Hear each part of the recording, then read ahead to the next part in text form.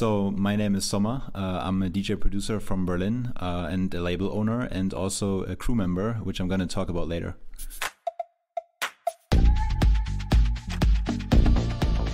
Basically, it comes from the German word for summer, which is Sommer. So, and then I basically exchanged the last two letters, E and R for an A, because my music is pretty much inspired by Ibiza, Mykonos. So I thought this is a great fit for the name. I started with music basically by taking piano lessons when I was 12, and I had piano lessons for like 8 years. And then when I finished high school, I started getting into music production. And then, yeah, I slowly started to evolve my sound, and I started a few projects. And then like Somma is basically like the first like real project I started like 2.5 years ago.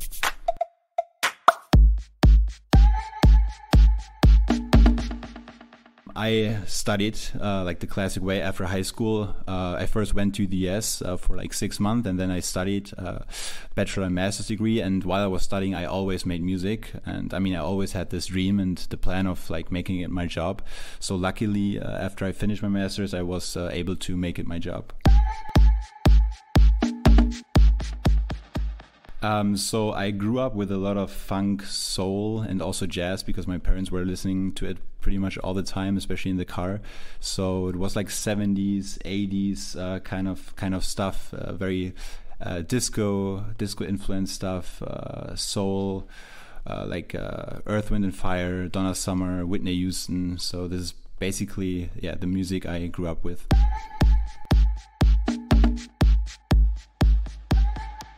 I would say I'm inspired by traveling a lot, especially lately. For example, this trip in Paris, like I always feel like it gives me a lot of inspiration.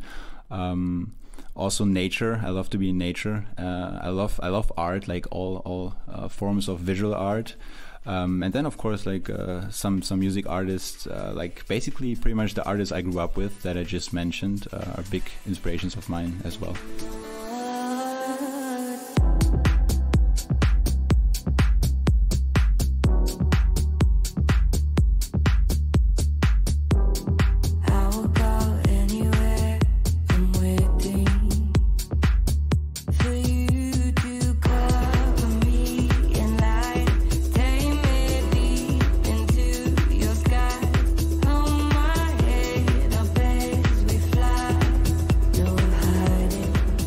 So I was always a fan, since I'm like into electronic music, I was always a fan of Cooke because I think she's like one of the greatest voices in electronic music. She did some big tracks with Camelphat, for example. So I always wanted to work with her, and I had this idea, like this groove basically. And then I reached out to Cooke, and she was down to work on it. And we basically, it was pretty much during COVID, so we did it online, basically via Zoom. I showed her the rough beat, and then she started writing on it. And I remember the week after I was on vacation in Turkey, and I finished the song in the hotel lobby. So yeah, that's how it came about. It's basically three things for me. It's curation, it's digging, and it's also crowd reading and controlling. So I think like DJs should be tastemakers, of course, and I think they should always present the crowd something they haven't heard yet. I think this is like the art of being a great DJ, and then of course reading the crowd and being able to control the crowd at the right moment.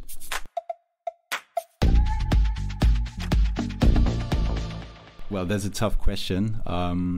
I think it's like phases. Lately, I've been really enjoying DJing, but then there's phases where I really like producing. So it really depends also on the time and on the mood. It's pretty simple because it's the purpose in my life, I feel like. Since I discovered music, or especially electronic music, I've been doing it every day. And it's basically next to friends and family. It's the purpose in my life.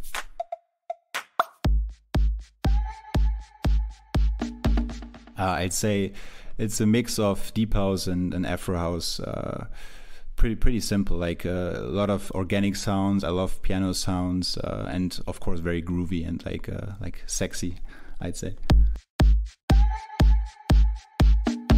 So yeah, I mean, I started the project like 2.5 years ago, and I pretty much, I mean, I'm coming from a songwriting background and like creating songs. So I started this project making deep house, but more commercial and like more song oriented, writing with top liners and singers, and then once the project kind of took off and grew, I realized that I want to basically go more back to my roots, which is also like club music and dance music.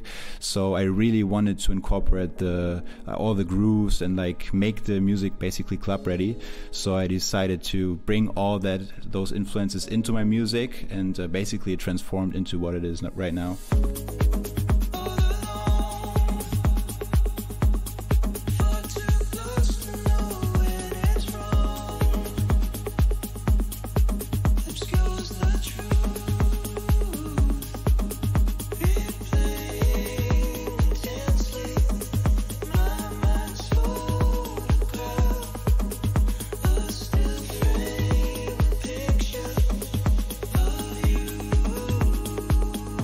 So Color Blue, I remember I had this piano riff I made on the kitchen table at my apartment in Berlin, and I had a session on Zoom. Again, it was also right after COVID, I remember.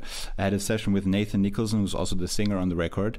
I showed him the piano and also some grooves I made during that session, and he really loved it and started writing on it. And it was pretty much the first idea, and one of the first takes he sent me was basically the top line that you can hear in Color Blue. I think it's super vibey, and you can really feel the energy and the vibes.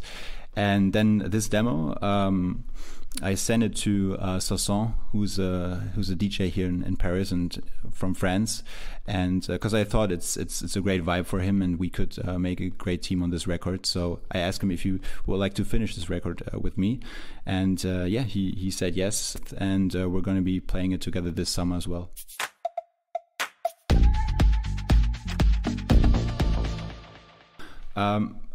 I'd say like basically in general the craziest thing about what happens to me in music all the time still is that people hitting me up on Instagram DMs, like some crazy friendships like happen to come out of that. For example, the Leora crew I'm working with, we started this crew together, and also like a label.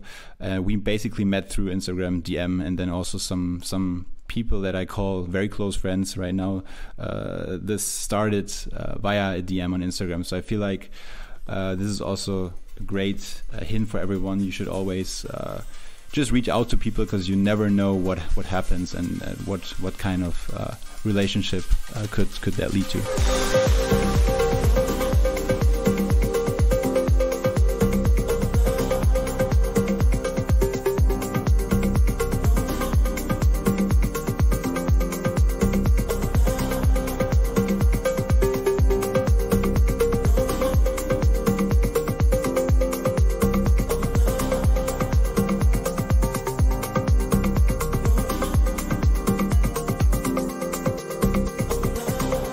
So the story behind Body Language, the song started last summer in 2022. I think it was June.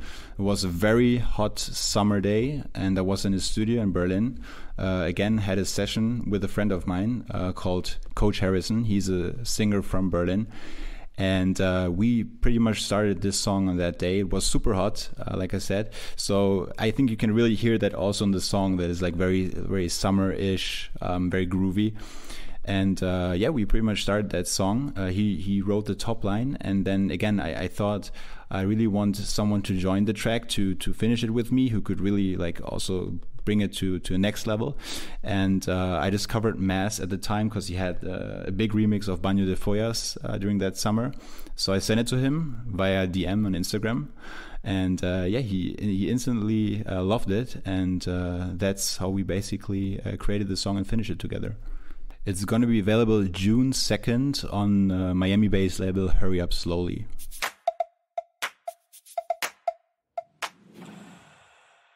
So I got a lot of songs on my hard drive, obviously, that need to be finished and that I want to put out after those 2 summer songs I got lined up that I just talked about. So those are probably going to come out after the summer and then in the fall. And then also one of the main focus is going to be Leora, which is basically my crew. We're going to release an album end of April, and then we're probably going to start touring after the summer. And I think with Leora, since it's very song oriented and we're writing a lot of music, I think one of the biggest goals is obviously to go to the Grammys and being nominated for Best Song Award. Because like I said, it's a mixture of electronic music, but also with we put a lot of emphasis into the songwriting. So I think getting recognized by the Academy is one of like the biggest achievements. And then in terms of life, I think Coachella obviously would be one of the biggest goals.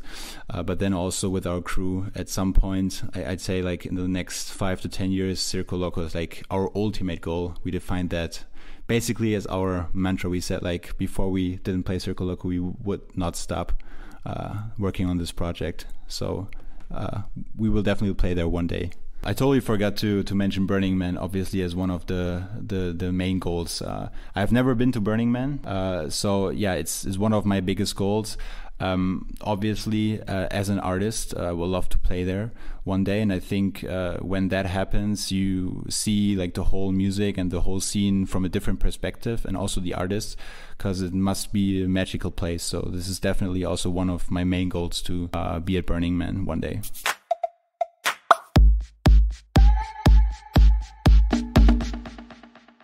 With Leora, it's basically not a single entity, like one band project, but it's more like a crew.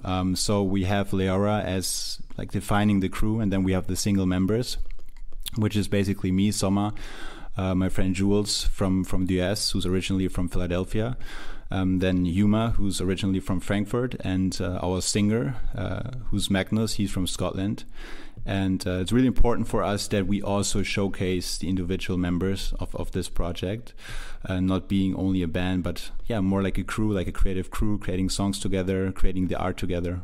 Yeah, we're pretty much in the same genre, but we all bring our strength. Like one of us is very good at making drums, one of us is very good at making the music, one of us is a crazy sound designer, and then we have our songwriter who's crazy at top lining and writing songs. So I think that's what makes the project so strong. Right now, like I said, we're going to release an album end of April, and it's basically a blend of deep house, afro house, and melodic techno. And then we have like the songs that are on those tracks are very indie inspired. And I think for the next albums, we're also going to try some other influences. But of course, we're always going to stay true to this sound, because this is basically defining Leora. One of our main goals is to create our own event series, basically like tour as Leora and then presenting our own label Ascension. And our plan is not to do some crazy visuals, for example, like what Afterlife is doing right now. We want to really emphasis on the human connection. So we want to have an event with like friends, family, but also of course fans, and we want to really try to make a strong connection between all the people that attend this event. So when you go home from that event, you had like a great time, and not just being on your phone filming some huge screens. So this is what we're really trying to do with this project. The thing is, I mean, social media is probably the most important thing right now for a musician. I believe it's even more important than the actual music. And to obviously to showcase your art on social media, you need someone to film it, and it can come handy when some people in the crowd also film the gig. So I mean, I also think that it's important, and I also love to see videos after the gig. But obviously, like I said, that's also our goal with our own events and future concerts. I really want to get people to be more like in the moment during those gigs and less on their phones, and really experience the gig and experience the music and the whole vibe. And I think it's important that people start being less on their phones, but of course it's also important for the artist to get the content, so it has to be a middle ground. The reason why we create Ascension is because we believe that being a label artist on a different label is tricky, because then you will always be connected to the label of, most of the time, another artist, and you really want to establish your own brand as an artist. So we believe it's really important that you create your own environment and your own brand right from the start. And also I think it doesn't matter if you're already established big or if you're in the beginning, because if you do it right from the start, people will always connect the artist to that label, and as it will grow and other artists will join that label, it will also ultimately help the artist, the owner of the label, to grow. So I think especially now, since we have so many labels, when you're a good producer, and especially a crew where you can create a lot of music and a lot of content, I think it's one of the smartest things to do to start your own label. So one song that is really inspirational, it's a classic song, is by Luciano, Rise of an Angel, and it's basically the Andrea Oliva remix, which I really still love to this day, and recently I've been listening a lot to it. Then another one that is amazing is Good Times by Jungle, and it's the Sofia Cortez's remix. And the third song I really love is Kelly, and basically the Dennis Horvath remix is I think the best version of that song.